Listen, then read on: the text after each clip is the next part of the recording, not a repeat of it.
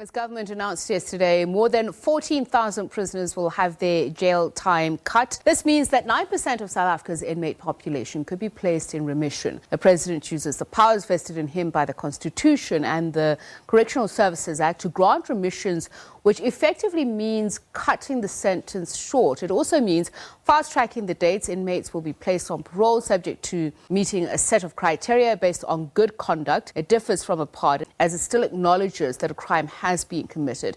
South Africa's prisons are bursting at the seams because of overcrowding, and recently government was forced to release low-risk offenders on special parole, with the unemployment rate already at an all-time record of 34.4% for ex-offenders. Life outside appears bleak. The people who are inside here are desperate people. They spend all their time thinking about how they can go out, especially if a person knows his fate is facing multiple charges which can send him to a maximum prison for a very long time. So if they get a chance, they fear nothing.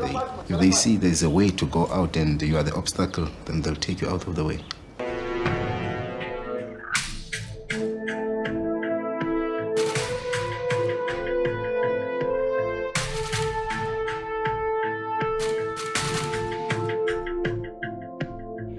Hi everyone, welcome back to my channel, and thank you very much for joining me here again today. Last week we spoke about the West End killer, and that was a case about a man who had a vendetta against the women in his area and in his surroundings, and he made sure to let these women know in the most horrific way possible. And if you have not seen that case, I will link it up here for you. But just a warning that the person involved in this case was probably one of the most foul people I've ever read about, and that's saying a lot considering what we do here. But today we're going to talk about a case that is incredibly frustrating, because I guess you could say that it could have been prevented, because this person was released and he went back into society to do even worse things that he was put into prison for. But with that all being said, let's get into today's case. Intended for mature audiences only. Today we are heading to one of 3 capital cities in South Africa, and that is Pretoria, now known as Tshwane. And this is our executive capital, and it is beautiful. So let's begin with what took place in a very important part of South Africa.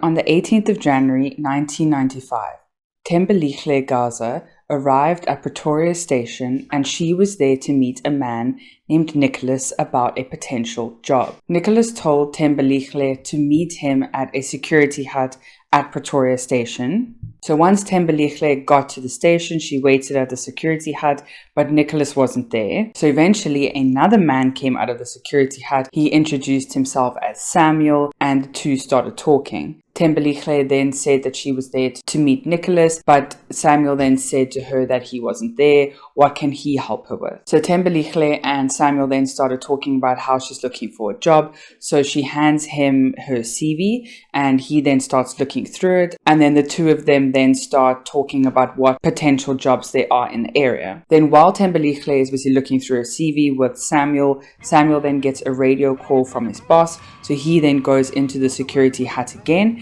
and he comes out a few minutes later and he says that apparently he spoke to his boss, and his boss said that there is a job available in downtown Pretoria, and the two of them can go to downtown Pretoria, and Samuel must just drop Thembelihle off at the training center. So Samuel then asks her if this is okay, and Thembelihle agrees because this is a potential job opportunity for her. So the two of them then start walking towards downtown Pretoria. So while they are heading towards downtown, Samuel then suggests to Thembelihle that they take a shortcut, and this shortcut would then be in an area called Fountain Valley, and apparently this is a nice place to have picnics, and it's also a nature reserve. But before they started walking through Fountain Valley, Thembelihle looks at Samuel and she says she's not really comfortable walking through here because she just has stockings and like a pencil skirt on, and she doesn't really want to walk through this nature reserve because she doesn't want her stockings to get ruined. And Samuel suggests, this is a quicker way, there's possibly a job at the end of this nature reserve, like just kind of walk with me.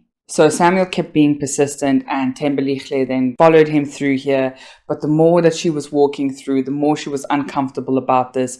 And as they were getting deeper into the brush, Thembelihle was actually like, I'm not walking any further. I'm uncomfortable. I'm going to head the longer way. And as Thembelihle then turned around to walk the other way, Samuel called her name, and as she looked back at Samuel, Samuel then punched her in the face. Samuel then said to Thembelihle that he will kill her, he has a gun in his holster, and he will shoot her, and she better do exactly what he tells her to do. So after Thembelihle was absolutely stunned, just being punched in the face, and assuming that the Samuel guy was actually going to take her to a potential job interview, she is just completely taken aback. And while all of this is going down, Samuel then turns to Thembelihle and starts ripping her stockings, pulling down her underwear, and then proceeds to rape her. Samuel then proceeded to Thembelihle 2 separate times. Once Samuel was done, he then got up and he then got dressed. He then picked up Thembelihle's clothes and threw them at her. But Samuel then turned to Thembelihle and he said to her, "If you say anything to police, I will find you and I will kill you." But as Samuel is busy threatening her, 2 men started walking through the Fountain Valley as well, and she then shouted out to them in hopes that they would help. The 2 men then look at Thembelihle and then look at Samuel, and they come running, and they then tackle Samuel to the ground. They then hold him down and tie him with a makeshift handcuffs. They then helped Thembelihle to her feet, they helped her get dressed, and they then took her to Pretoria Central Police Station, where she then laid a charge of against Samuel. And then on the 12th of May 1995, Samuel was sentenced to 4 years in prison for the rape of Thembelihle. However, Samuel only spent just over 3 years in prison before he was released, so he didn't serve his whole sentence. Samuel was released in 1998 and he was let out into the world jobless and homeless.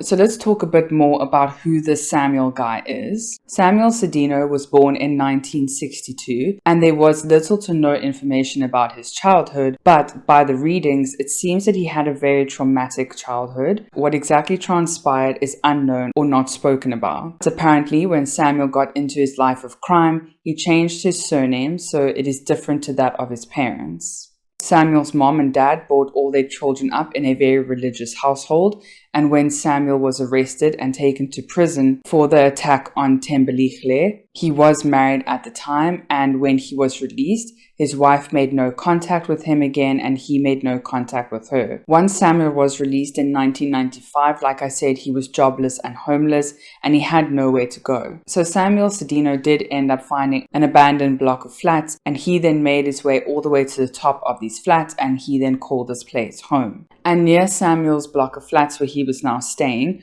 was the Pretoria Zoo, and during the day Samuel would try and make some money there by being a car guard where he could just scrape up some spare change, and if he wasn't working there he would then go to the robots near where he stayed and he would try and sell fruit and vegetables. But then, on the 14th of December 1998, so around 5 months after Samuel Sidyno was released, an employee who worked on a golf course, he was busy patrolling the grounds when he noticed that kids far in the distance were busy pulling out the flags that were inside the holes, and they were now running off the golf course with these flags. So the employee then started chasing these kids, and the kids and him started running up this hill, and eventually the kids all dropped the flags because this was a grown adult man running after them, and he quickly caught up to the children. But the children dropped the flags and he then started gathering the flags up, but then he noticed this really pungent and horrific smell. So he's looking around and he walks a bit further down the hill and he notices a decomposing body of a female. This female was dressed in an all-black dress. She also then had a white coat over her and orange shoes. There had been a very poor attempt to try and conceal the body as there were just branches and debris placed over her. Police were called, and then through fingerprints, they were able to identify the female. They did identify the female, and her name was Elizabeth Senwamadi. At the time, Elizabeth was working as a domestic worker near Capitol Hill, and when police interviewed her family, they said that the last time that they saw Elizabeth alive was on the 8th of December 1998. Then, on the 26th of December 1998, which here in South Africa is Boxing Day, and I'm sure in many other places of the world, but in South Africa, Boxing Day is usually just a fun full day. You've all just got your new Christmas presents, or if you don't celebrate Christmas, you are out and about with family and friends. It is usually a very hot time of the year. A lot of people go to the beach if they have that luxury and if it's near to them, or if they can't go to the beach, they'll go to communal swimming pools or they would just be braaiing with friends and family. And on the 26th of December, this was no different for a 15-year-old boy named Sipho Mavuka. Sipho told his aunt that he was going to head down to the communal swimming pool to have his swimming lessons for the day. He then put on a blue and red striped t-shirt, some grey pants and black shoes. Sipho then attended his swimming lessons at the pool, and he then left for the day and headed towards a train station named Hercules train station. While Sipho was at the train station waiting for his train, a man approached him and started talking to him. And while this man was talking to Sipho, at the time one of his friends actually came onto the same platform and he shouted for Sipho's attention. Sipho looked and Sipho and his friend started talking. Sipho's friend then asked him to come with him and they would walk together home. But Sipho said, "No thank you, I'm actually going to stay because this man that I'm talking to has just promised me a brand new bike." So Sipho's friend then left and he thought that this was quite weird, but he thought, good for Sipho, maybe he will get a new bike. But while his friend was walking away, he said he really recognized that guy and he couldn't quite place it right then. But then a couple of hours later, he would remember who this man was, and he said that he saw him often selling fruit and vegetables near the robots near Capitol Hill. And sadly, Sipho Mavuka would never be seen alive again after the 26th of December. Then, on the 2nd of January 1999, two dog walkers were busy walking near Capitol Hill when they stopped for a rest and they let their dog off the lead. The dog then runs away and does his own thing when the dog then starts barking profusely. The two dog walkers then get up and they go see what the commotion is all about, and when they get closer they see that the dog is barking at a dead body. This body was barely covered with anything. It was a few branches and leaves that were placed over his body. And when the dog walkers found him, they immediately then pulled the dog away. They then called police, and police were then on the scene very quickly. When police actually got there, though, they didn't only find one body, they found two bodies. Both bodies were male, and they were both lying on top of each other. Police then searched the entire area, and they didn't only find two bodies, they actually found a third body. And all three of these bodies were male, and all of them had been very poorly covered with branches, leaves, whatever they could find, but it was just a very poor attempt and just kind of thrown over the bodies. The third body that they found a bit further away, he actually had an ID quite close to his body, which police then picked up. They had a look through the ID, and the name in the ID was Andries Mayoka. But when police had a look at the body versus the picture in the ID, they noticed that they didn't look alike. So this area was now cordoned off, and police searched the entire area around Capitol Hill. And they then saw right behind them this big overlooking abandoned building. And then police kind of went with their instinct, and they then started to search this abandoned building. But before they actually got in, they noticed that it was fenced off and blocked off. But then they noticed a slit through one of the fencing pieces, and it was just kind of big enough for someone to fit through. So all of the police officers squeezed through this gap, and they then went into this abandoned building. Police then searched all of the rooms. They came up with nothing, but they kept making their way up this massive building until they got to the tower room right at the top of this building. They then noticed that this door was padlocked except for a hole at the bottom of the door just big enough for someone to fit through.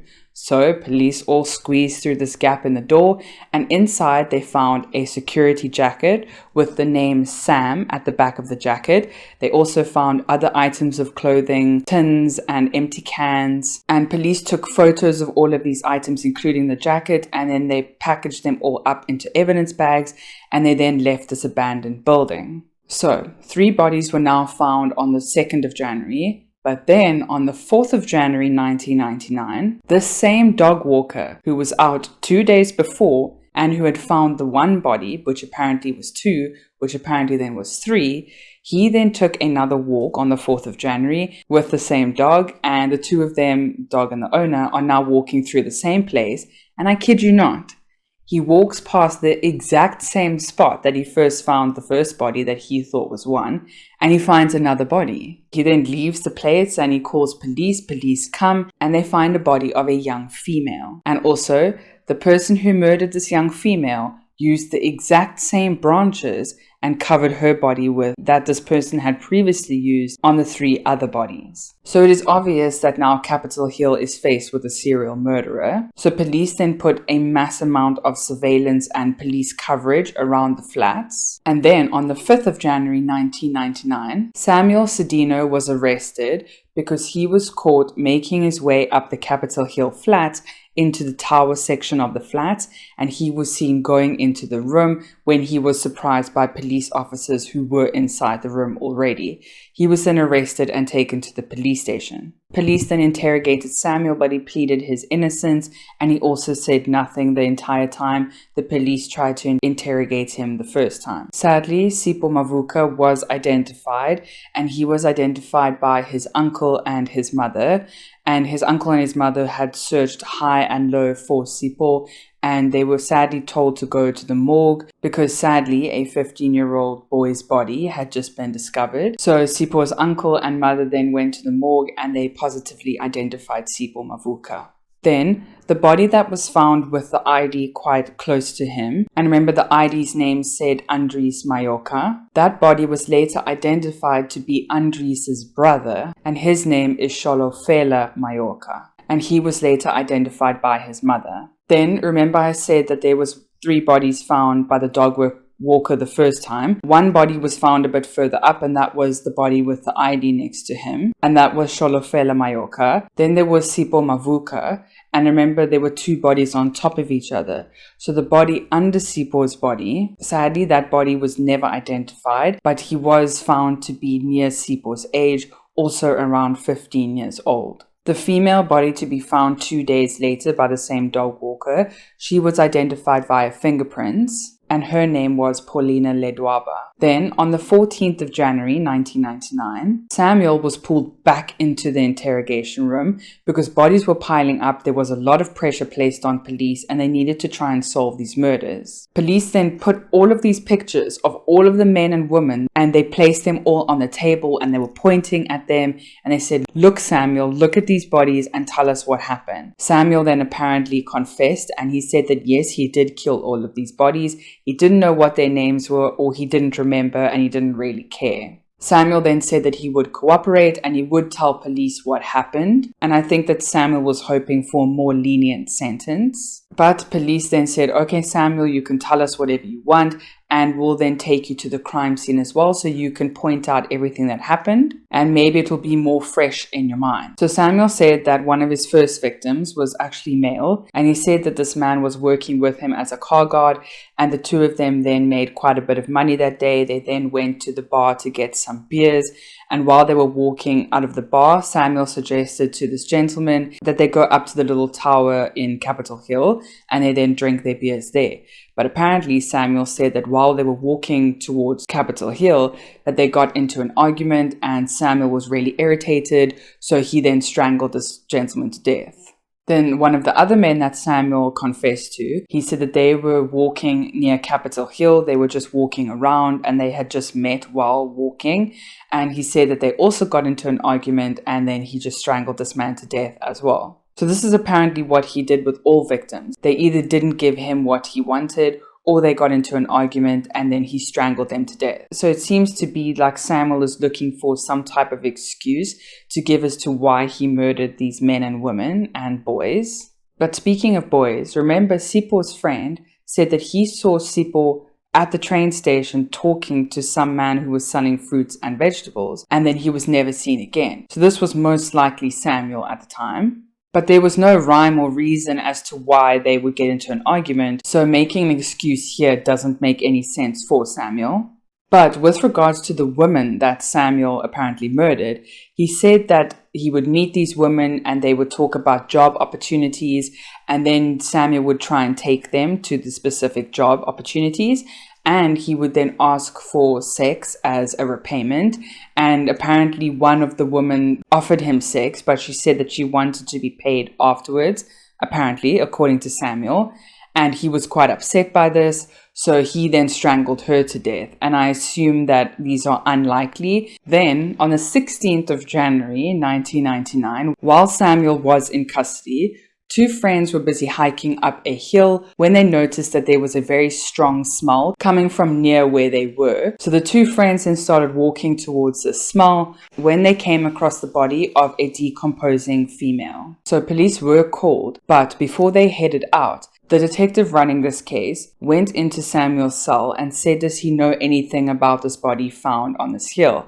And Samuel confessed to murdering this young female. And Samuel then said to the detective that yes, he did it, and the reason that she was murdered was because the two of them were looking for work together. They had met up while walking around Capitol Hill. Apparently they were looking for work, and he then promised that he knew some place for her type of work that she was interested in. And they started walking together when they got into an argument, and then Samuel strangled her to death. But then on the 9th of February 1999, Samuel wanted to make a full confession to the magistrate, so police then tried to arrange this. But police knew that they couldn't just rely on Samuel's confession. They had to gather as much evidence as they could in order to make sure that they can put Samuel away. So the evidence that police collected was, remember the jacket that was found inside Samuel's room?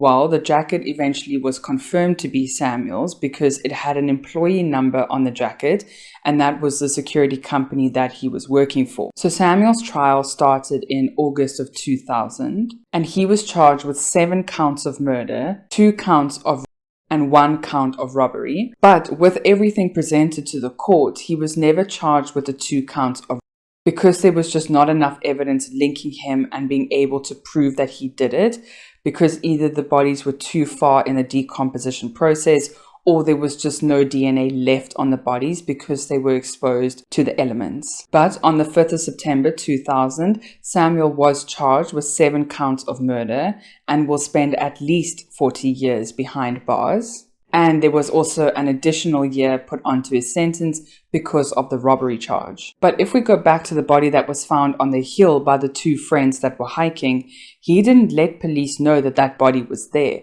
So if that body was never found, would he have ever told police? And if he didn't tell police about that body, it is most likely that there are other bodies out there that will probably never be identified or never found and could have been murdered by Samuel. But if Samuel does survive, he will be over 70 years old in 2040 when he will be eligible for parole. So will he be released in 2040? I hope not, and I hope that our justice system makes sure that he stays behind bars, because he was released once before and that proved to be very, very bad for a lot of people. So hopefully they keep him behind bars for the rest of his life. But we will have to wait and see what happens. But let me know what you think of this case down below. I hope you're all staying safe and having a lovely weekend. Thank you very much for all your love, kindness, and support, and I'll see you again next week. Bye.